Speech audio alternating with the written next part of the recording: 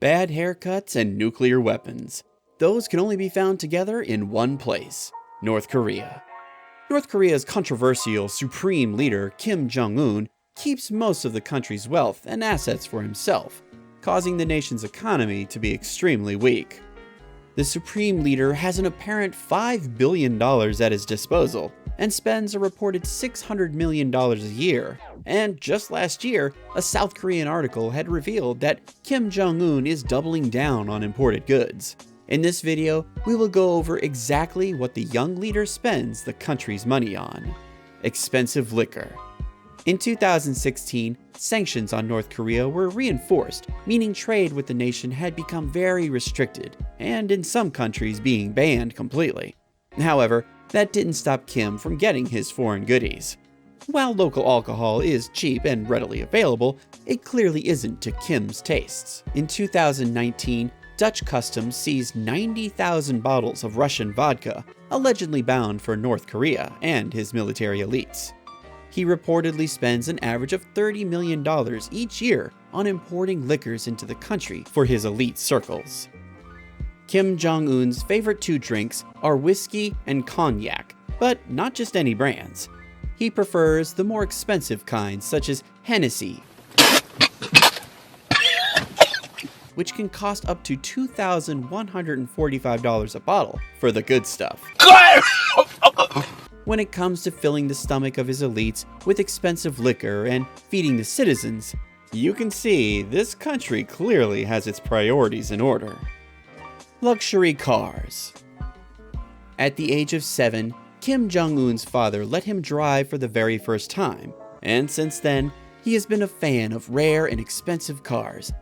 Seeing as his father was the previous leader of the country meant that he was able to drive in whatever he desired. Today, in spite of sanctions, he continuously imports Western luxury cars through a series of complicated shipments from port to port, according to research by the Center for Advanced Defense Studies, a nonprofit Washington group that looks at smuggling networks. The majority of his imports are top-of-the-line Mercedes-Benzes, popular with world leaders, like the Maybach S62 and Maybach S600 Pullman Guard, which costs $500,000 to $1.6 million each. He openly uses these vehicles when visiting other countries to show his defiance of the sanctions placed on him and his country.